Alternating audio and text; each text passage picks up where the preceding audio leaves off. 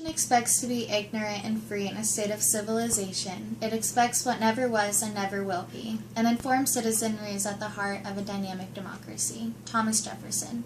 My name is Kayla Glasgow, and I believe that there is not only one secret to a thriving and active democracy, but many steps we need to take as citizens to ensure that our rights and interests are protected and preserved.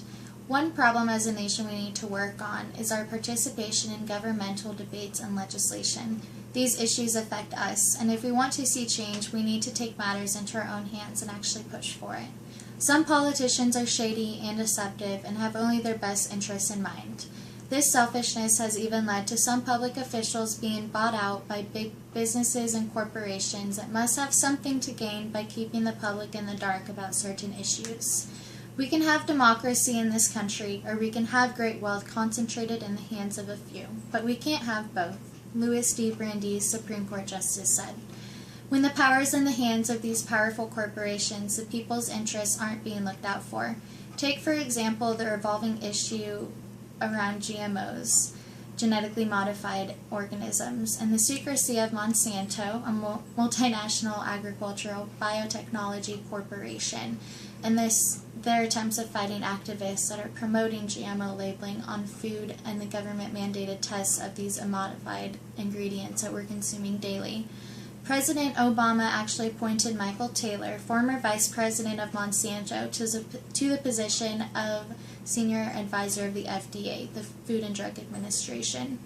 We need to keep money out of politics because when money gets involved, it's not the people who are being represented anymore, especially the working class who really need this representation. Unfortunately, many people have no idea what genetically modified foods even are, and that's because we're uninformed about these types of serious issues that are affecting us. Knowledge is the key to making an informed decision, and without having any information about regulations or legislation coming up, we have no basis to form our opinion of our own or rally together with those sharing the same beliefs to actually make a change. We're accustomed to following the lead of the experts because we generally don't understand what they're talking about. Many Americans don't understand the structure of our government, and that makes it almost impossible to process what the situation actually is. One obvious way of changing this would be to be informed. It may seem daunting or boring, but knowing how our government operates is a backbone to formulating our own beliefs and understanding how to start making the differences that we desire.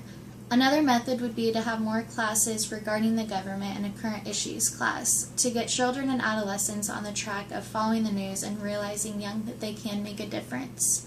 Another key that I believe is essential to creating a more informed public is more media coverage on local news and politics, rather than the commercials paid for by other politicians bashing the opposing candidate. These commercials don't provide an accurate description of what the candidates are actually standing for or what they hope to accomplish if elected. So much of our media is centered on Hollywood and exterior matters, but it's time to start covering the issues that affect the whole population and not just a handful of people.